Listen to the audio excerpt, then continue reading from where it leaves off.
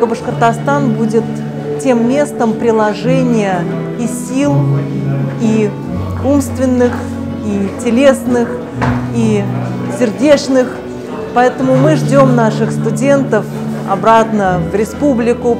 Пусть это будут дистанционная такая поддержка, или они захотят вернуться и помочь своим родственникам, друзьям через свои знания, через свой профессионализм. Я хочу, чтобы у нас выросло поколение не только победителей, студентов из Республики Башкортостан, но в первую очередь поколение созидателей, любящих свою малую родину.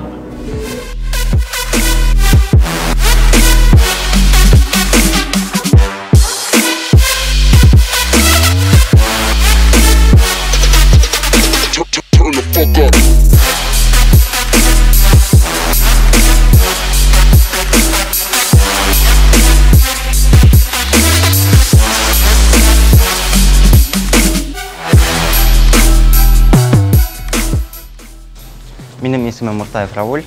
Мен Акъяр ауылынан, Хайбулла районынан келдім бұнда. Оқимын МГПО-ла, Мәскәү педагогика университеті. Посвет турында достарымдан білдім. Достарым шул ассоциация бойынша юғары йорттарға инделер. Посвет бик оқшаны, организация бик хайват өтті, квеста хайват өтті. Иң нығырақ оқшаны инде дискотека. Мен Зилия болам, Орынбор өлкәһеннән килдем, гуманитарный университетына укырга индем. Зур рәхмәтемне белдерәм баш студентка ошо матур сараны узгарганыгыз өчен.